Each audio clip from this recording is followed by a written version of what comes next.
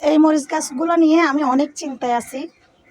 হ্যাঁ, মরিচগুলো আমি প্রথমে সবগুলা ঢাল কেটে দিয়েছি, যেখানে যেখানে পাতাগুলো নষ্ট হয়ে গেছে বা ঢালগুলা কোঁকড়ানো হয়ে গেছে। তো সবগুলো ঢাল কেটে দিয়েছি, তারপরেও কোনো পরিবর্তন পাচ্ছি না। তো আমার এক দিদি, সে আমাকে বলেছে তার আইডিতে একটা ভিডিও আছে, আমি একটু এটা দেখে আসতাম। দিদি, আমি ওরকম করছি, ওরকম সবসময় করছি, তবে মাটিতে সমস্যা কিনা জানি না, আমি মাটিগুলো সবসময় পরিবর্তন করে দিয়েছি এবং পুরো গাছের ডালপালাগুলো কেটে দিয়েছি। এখনও কাটা দাগগুলো আছে, দেখো। তো বুঝতে পারতেছি না কি আমার বাড়ির পরিবেশ বা ওয়েদার, কোনটা সমস্যা আমি বুঝি না। এগুলো হচ্ছে কাঁচামরিচের গাছ, এই যে এটাও কাঁচামরিচের, এটাও কাঁচামরিচের। আর এই দুইটা গাছ হচ্ছে ধানিয়া মরিচ, যেটাকে আমরা ধান্য মরিচ বলি চট্টগ্রামের ভাষায়।